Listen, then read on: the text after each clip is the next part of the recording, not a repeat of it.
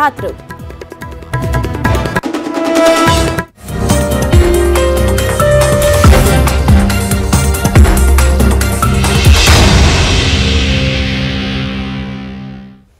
नमस्कार, आप देख रहे हैं अपना बिहार और मैं हूं आपके साथ सुकन्या सिंह। हैदराबाद के बाद बिहार में भी दिल दहला देने वाली घटना सामने आई है। बक्सर के इटाड़ी में हैवानों ने एक युवती के साथ पहले रेप किया, उसके बाद उसकी हत्या कर शव को जला दिया। इस वारदात ने एक बार फिर सबको हिलाकर रख दिया है। अब तक मृतक की शिनाख्त नहीं हो पाई है।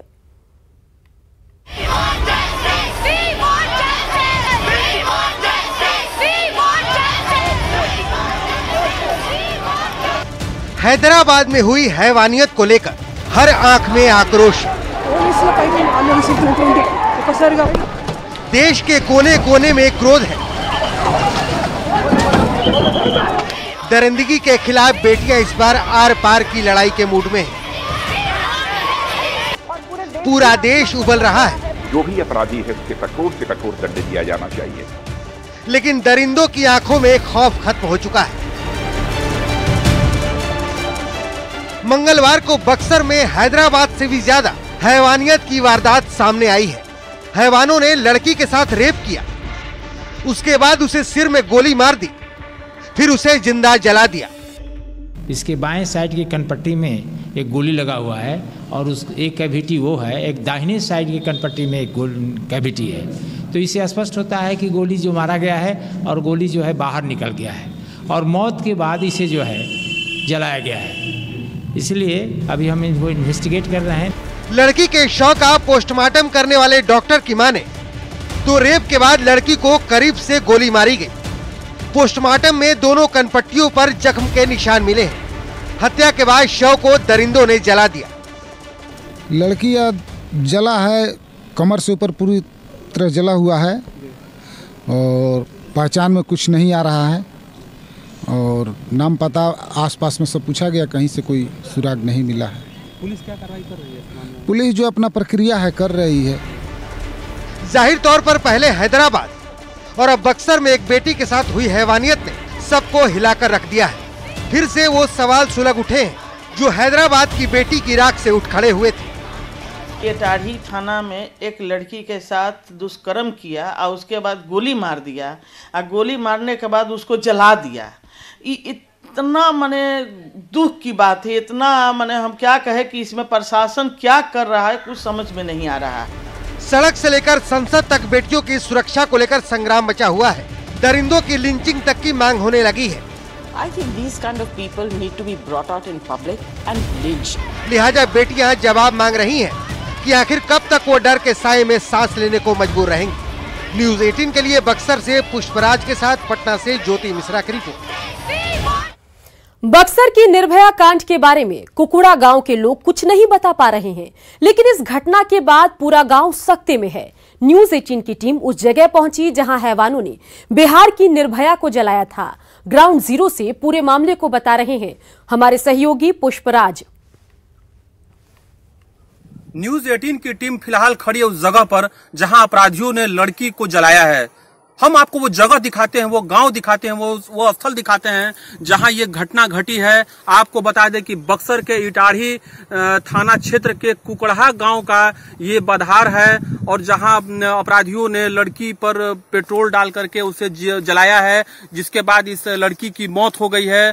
हम आपको वो जगह दिखाना चाहते हैं जहां ये घटना घटी है। आप देख सकते हैं ये जो बधार का इलाका है जहां लड़की को अपराधियों ने जलाया। जलाने से पहले उसे गोली मारी गई है। जब उसकी मौत हुई है तब अपराधियों ने उसे जला दिया गया है। बॉडी पूरी तरह से जल चुका है। आप यहाँ हैं तब से क्या कुछ आपकी ड्यूटी लगाई गई है? ड्यूटी लगाई है कि वरीय पदाधिकारी आ रहे हैं, हम यहीं पर ड्यूटी कर रहे हैं। बोले हैं कि आप यहीं पर रहिएगा, जब तक हम नहीं आएंगे तब तक वहाँ से हटिएगा। कोई देखा है कि नहीं देखा? हाँ सर, सुबह से चारों ओर जहाँ भी जाइए सब इसी का चर्चा है। इतना लोग डरे हुए हैं। लड़का भी डेरा पर से आ रहा था, पढ़ने जा रहा था, तो लड़की लोग बोल रही थी कि यहाँ आने में अब डर लगता है, या तो दिन में डर लग रहा है, रात में तो और भी डर लगेगा। यहाँ आसपास में ही रहते हैं हम लोग। ऐसे घटना पहले कभी नहीं घटा था। अभी किसी ने देखा? कोई आप लोग कोई गांव का आदमी देखा है या कौन लोग आए थे? नहीं सर, इस खबर तो सुबह में मतलब सुबह सबको जानकारी मुहैया में होने लगी। तो सिवान है ना, गांव में तो सुबह पता चला है। और आपको बता दें कि पटना से भी इन्वेस्टिगेशन टीम कुछ मिनटों में, कुछ पल में यहाँ पहुंचने वाली है और अनुसंधान को और आगे बढ़ाया जाएगा। पुष्पराज, न्यूज़ 18, बक्सर। बढ़ते आगे बात कर लेते हैं दरभंगा की, जहां दरभंगा में होरल पट्टी में ठेकेदार मुन्ना खां की गोली मारकर हत्या कर दी गई है और हत्या करने के बाद अपराधियों ने मुन्ना के शव को उसकी गाड़ी में लेकर फरार हो गए। परिजनों की माने तो मुन्ना जेडीयू से भी जुड़ा हुआ था और अपने गांव से कहीं जा रहा था। तभी अपराधियों ने एक सुनसान रास्ते के पास उसकी गाड़ी को रोककर गोली मार दी, साथ ही उसके शव को लेकर फरार हो गए। वारदात के बाद गाँव वालों का आक्रोश देखने को मिला। लोगों ने सड़क जाम कर मामले में कार्रवाई की मांग की। कि गोली उली चल गया, हम लोग कौन बोला तुम लोग को? तो बोला कि यही मनोज मुखिया ये सब बोल रहा है ब्लॉक पे। तो हम बोले कौन मनोज मुखिया? तो बोला पौराम का मुखिया मनोज मुखिया, वही बोला है तुम लोग एक भाई को होटल पट्टी में गोली लग गया, लेके गाड़ी घोड़ा सब भाग गया, भाई को भी लेके भाग गया सब। तो हम लोग इधर आए हैं। दरभंगा के बाद बात नालंदा की, जहां मिसियाडी गांव में 3 शव बरामद होने से सनसनी फैल गई। मृतकों में सनी यादव, उनकी पत्नी मिंटू और बेटी शामिल हैं। हत्या की वजह का पता नहीं चल सका है। सनी यादव बख्तियारपुर का रहने वाला था और अपनी पत्नी का इलाज कराने बिहार शरीफ गया था। इसी दौरान रास्ते में पूरे परिवार की हत्या कर दी गई।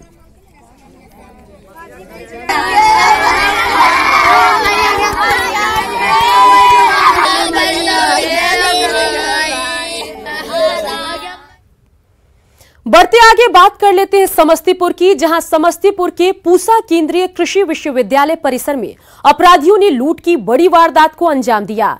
6 की संख्या में आए अपराधियों ने इस वारदात को अंजाम दिया।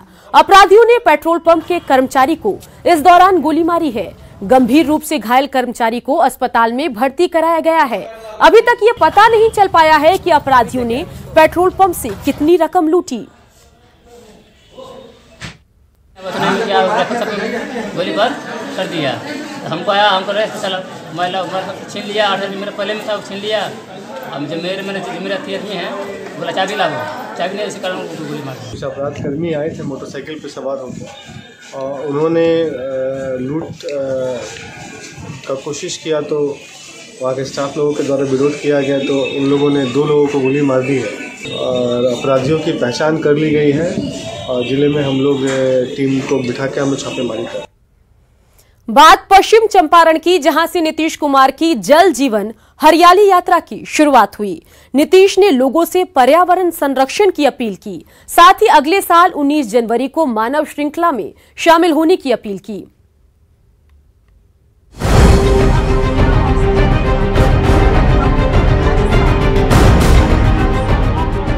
पर्यावरण संरक्षण के संदेश के साथ सीएम नीतीश कुमार की जल जीवन हरियाली यात्रा की शुरुआत हुई।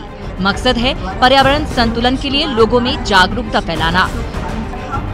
पहले चरण में सीएम 4 जिलों के दौरे पर हैं। पश्चिम चंपारण से यात्रा की शुरुआत के साथ नीतीश इस चरण में 3 और जिलों में जाएंगे। 4 दिसंबर को पूर्वी चंपारण, 5 दिसंबर को सीवान और 6 दिसंबर को गोपालगंज का दौरा होगा। यात्रा की शुरुआत करते हुए सीएम ने कहा कि बाढ़ और सुखाड़ से बचने के लिए बड़े अभियान की जरूरत है और इसमें सभी लोगों को शामिल होना पड़ेगा। सीएम ने साफ कहा कि जल और हरियाली के बीच जीवन है, लिहाजा इन दोनों को बचाकर ही जीवन को बचाया जा सकता है। एक तरफ हरियाली और बीच में जीवन, इसलिए इसका नाम है जल जीवन हरियाली। अगर जीवन बचाना है अपना, जीव जंतुओं का, पशु पक्षियों का, तो हम सब लोगों को जल की रक्षा करनी है, हरियाली लानी है। अगर जल और हरियाली है तो जीवन सुरक्षित है। लोगों ने खेत में आग लगाया है, ये बहुत बुरी चीज है। अपने खेत को नष्ट करिएगा और साथ साथ पर्यावरण को नष्ट करिएगा, ये काम ठीक नहीं है। जल जीवन हरियाली पर 24,000 करोड़ रुपए खर्च किए जाएंगे। योजना के तहत तालाबों को अतिक्रमण से मुक्त कराने के साथ नदी, कुआं, आहर पईन की सफाई होगी। चापाकल के पास सोख्ता बनाए जाएंगे, साथ ही बड़े पैमाने पर पेड़ लगाए जाएंगे। लोगों को संबोधित करते हुए नीतीश कुमार ने अगले साल 19 जनवरी को मानव श्रृंखला बनाने का भी जिक्र किया और लोगों से इसमें शामिल होने की अपील की। इस मानव श्रृंखला के जरिए शराबबंदी और दहेज बंदी के साथ ही जल जीवन हरियाली को लेकर जागरूकता फैलाई जाएगी। लोगों ने मानव श्रृंखला में हिस्सा लिया है, आप जान लीजिए इसका देश पर और दुनिया पर असर पड़ेगा। इसलिए अगले 19 जनवरी को 2020 को मानव श्रृंखला में सब भाग लीजिएगा।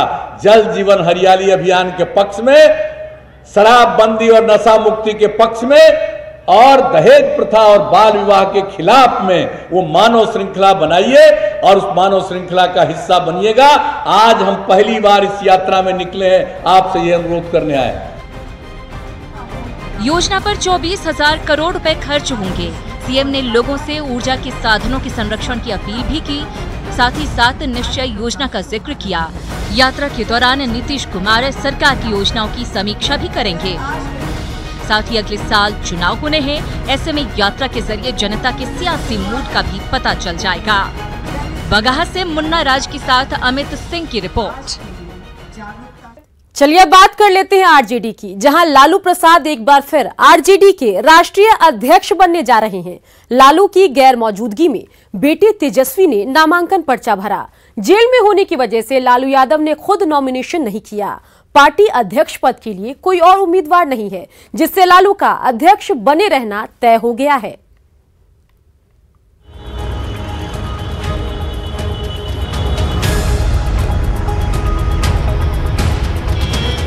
नामांकन पत्र दाखिल करने की इन तस्वीरों के साथ तय हो गया कि एक बार फिर लालू प्रसाद ही आरजेडी के राष्ट्रीय अध्यक्ष होंगे। चारा घोटाले में सजायाफ्ता लालू प्रसाद फिलहाल रिम्स में भर्ती हैं। लालू की गैर मौजूदगी में तेजस्वी यादव ने नामांकन पत्र दाखिल किया और लालू 11वीं बार आरजेडी के राष्ट्रीय अध्यक्ष बन गए। वैसे औपचारिक ऐलान 10 तारीख को होगा। पार्टी के लोगों ने मुख्यमंत्री पद को लेकर के जो प्रस्ताव जो पारित किया, हमको उसको देखना है और एक एक कार्यकर्ता लालू यादव है। एक बार फिर राष्ट्रीय अध्यक्ष के तौर पर लालू की ताजपोशी से पार्टी के नेता कार्यकर्ता के साथ साथ सहयोगी तक उत्साहित हैं। आरजेडी के मद्देनजर मत देखिए लालू जी को, वहीं तक नहीं समेटिए। उत्तर भारत में 90 के दशक से जो परिवर्तन हुआ, उस परिवर्तन की आहट या उसका परिलक्षण आपको अन्य दलों में भी दिख रहा है। तो वो उन्होंने ही जिस तेवर से उन मुद्दों को लिया था जो हाशिए के समूह थे, जिनकी गिनती सिर्फ आंकड़े के रूप में होती थी। लालू यादव एक व्यक्ति नहीं, लालू यादव एक विचारधारा का नाम है। लालू यादव एक एक जैसो जन जन तक पहुंचे हुए नेता हैं, उनकी एक विचारधारा ही पे सब लोग चल रहे हैं। तो निश्चित रूप से गरीब शोषित सबके लिए अगर कोई नेता है तो माननीय लालू प्रसाद यादव जी हैं। आरजेडी के नेता और सहयोगी पार्टियों के नेता लालू की ताजपोशी के बाद भले उत्साहित हो, विरोधी तंज कसने लगे हैं ये कहते हुए कि लालू परिवार से बाहर के किसी को अध्यक्ष बनाएंगे नहीं और बेटे कमान संभालने लायक नहीं। अरे जब अनुकंपा पर आपने माननीय रघुवंश बाबू, जगता बाबू, सिद्दीकी साहब के अनुभव और वरीयता को दरकिनार करके अपने बेटा की ताजपोशी कर दी, तो यह अच्छा है। राष्ट्रीय अध्यक्ष तो जनता को परिलक्षित करना ही चाहिए, अपने कार्यकर्ताओं को परिलक्षित करना चाहिए। जिस तरह के उनके यहाँ नेता हैं, उस तरह से अच्छी बात है। पूरी की पूरी हो सकता है कि पूरी सभाएं ही वैसे लोगों से हो जो जेल में रहें। दरअसल चिराग पासवान के एलजेपी की कमान संभालने के बाद कयास लगाए जा रहे थे कि शायद अब लालू भी तेजस्वी को पार्टी की जिम्मेदारी सौंप दें, लेकिन ऐसा नहीं हुआ, जिससे विरोधियों को तेजस्वी पर तंज कसने का मौका मिल गया। हालांकि विरोधियों का तो काम ही है विरोध करना।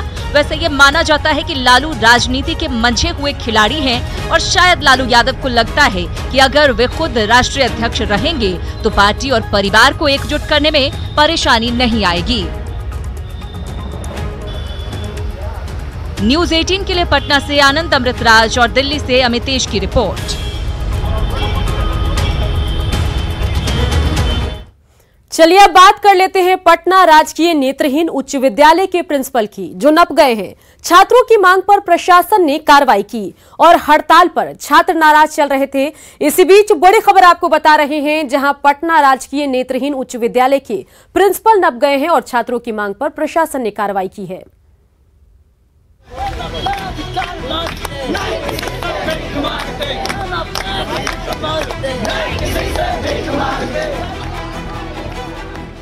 अपने हक की लड़ाई लड़ते लड़ते बंद दरवाजे के पीछे से नारेबाजी करते इन छोटे छोटे बच्चों के हौसले ने 12 घंटे के अंदर प्रशासन को झुका दिया और मांग मानने पर मजबूर कर दिया।